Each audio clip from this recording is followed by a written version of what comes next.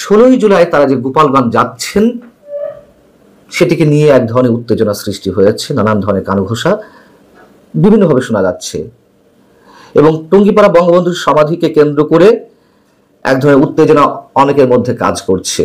যেখানেই ছাত্রলীগ পাওয়া যাচ্ছে সেখানে অ্যাকশনে যাচ্ছে সেনাবাহিনী। এক ঢোক কোক আর সিঙ্গারার লোভে অনেক গোপালীরা জড়ো হয়েছিলেন এনসিপির সমাবেশ বানচাল করতে, কিন্তু সেনাবাহিনীর কালানি খেয়ে সিঙ্গারা হাতে নিয়ে জীবন বাঁচাতে ছুটছে এই আওয়ামী সন্ত্রাসী দুর্বৃত্তরা।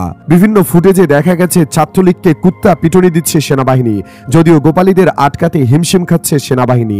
সামাজিক যোগাযোগ মাধ্যমে অনেকেই বলছেন সারা দেশের লীগের দুর্বৃত্ত সন্ত্রাসীরা গোপালগঞ্জে আস্তানা গেড়েছে। এনসিপির সমাবেশ ও যাত্রাপথে এই হামলা প্রমাণ করে 11 মাসেও এদের মধ্যে ন্যূনতম কোনো অনুশোচনাবোধ তৈরি হয়নি, বরং এরা প্রতিশোধ পরায়ণ হিংস্র জন্তুতে পরিণত হয়েছে।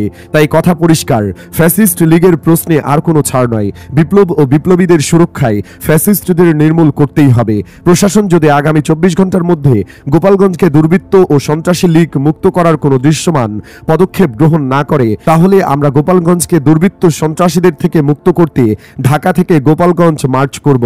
গোপালগঞ্জবাসীর প্রতি আমাদের আহ্বান, ফ্যাসিবাদ নির্মূলে আপনারাও আওয়াজ তুলুন। পুরো বাংলাদেশ আপনাদের পাশে থাকবে।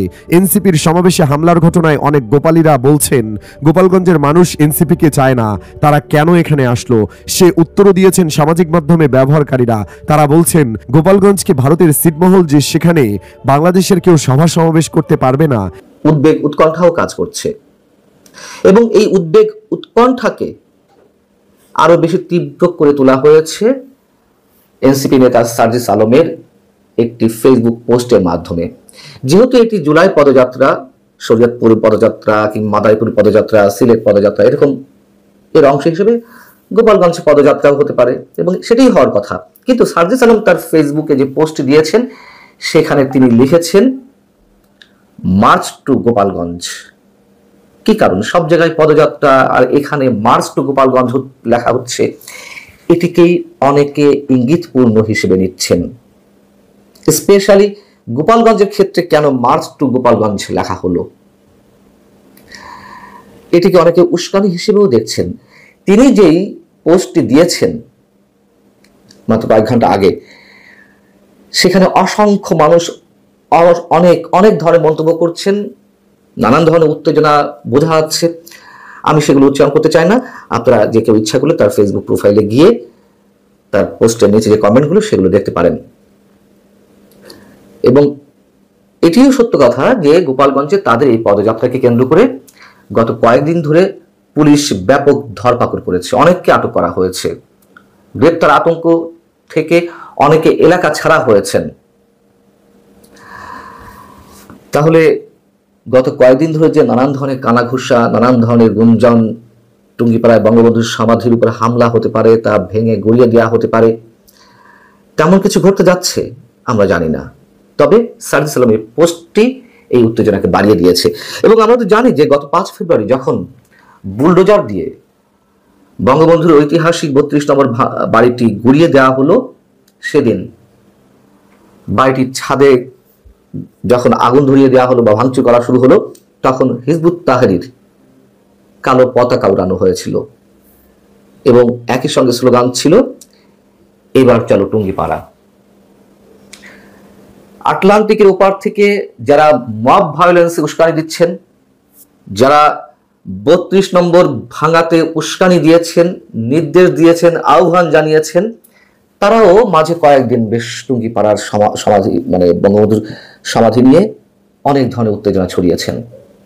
তারা একথাও বলেছেন স্পষ্টত যে ড্রোন দিয়ে টুঙ্গিপাড়ার শেখ মুজিবের কবরস্থান গুড়িয়ে দেওয়া হবে, কোথাও কোথাও বলা হয়েছে জ্বালিয়ে দেওয়া হবে। টুঙ্গিপাড়ার বঙ্গবন্ধুর সমাধি যদি 32 নম্বরের মতো পরিণত হয়, অনেকে বলছেন যে তাদের টার্গেটই হচ্ছে মুক্তিযুদ্ধপন্থীদের মেরুদণ্ড ভেঙে দেওয়া। এটি নাকি উদ্দেশ্য, যা বিভিন্ন গণমাধ্যমে, সামাজিক যোগাযোগ মাধ্যমে কিংবা নানান পর্যায়ে আলাপ আলোচনায় এগুলো উঠে আসছে। যেহেতু 16 জুলাই অতি সন্নিকটে, এনসিপি নেতাকর্মীরা নিশ্চয়ই যাবেন, তারা গণসংযোগ করতেই পারেন, বিভিন্ন জেলা পদযাত্রা করতেই পারেন, কিন্তু যে গুঞ্জনগুলো শোনা যাচ্ছে আমরা সর্বান্তকরণে বিশ্বাস করতে চাই এগুলো গুঞ্জনের মধ্যে সীমাবদ্ধ থাকবে। এর বাইরে যদি অন্য কিছু হয় তারা স্রেফ বোকামি করবে। শুধু বোকামি নয়, তারা স্পষ্টত ধৃষ্টতার চরম অবস্থা প্রদর্শন করবে। এটুকু মোটামুটি খুব পরিষ্কার করেই বলা যায়। বোকামি শব্দটা এই কারণে উচ্চারণ করলাম, 32 নম্বর ভেঙে গুড়িয়ে দিয়ে তারা কি খুব লাভবান হয়েছে? 32 নম্বর ভাঙার মধ্য দিয়ে বঙ্গবন্ধুর যে স্মৃতি কিংবা মুক্তিযুদ্ধের স্মৃতি বিজড়িত যে বিষয়গুলো সেগুলো কি মুছে গেছে? এবং এই 32 নম্বর গুড়িয়ে দেওয়ার জন্য শুধু আটলান্টিকের উপর থেকে নানান ধরনের উস্কানি, হুকুম, নির্দেশ শুধু তারাই দেয়নি।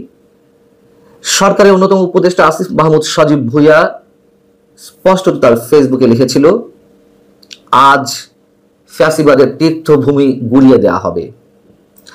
এনসিপির শীর্ষ নেতা হাসনাত আব্দুল্লাহ একই আহ্বান জানিয়েছিলেন।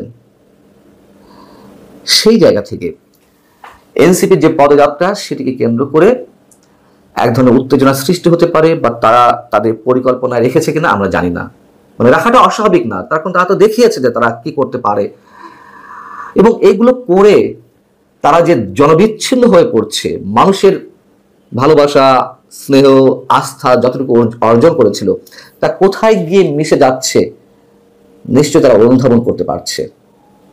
যদি অনুধাবন করতে না পারে, যদি এইগুলোকেই তারা ক্যাশ করতে চায় রাজনীতিতে, এটুকু অন্তত বোঝা উচিত বঙ্গবন্ধুকে বাদ দিয়ে বাংলাদেশের কোনো ইতিহাস নির্মিত হবে না, হওয়ার কথা নয়, সম্ভব নয়।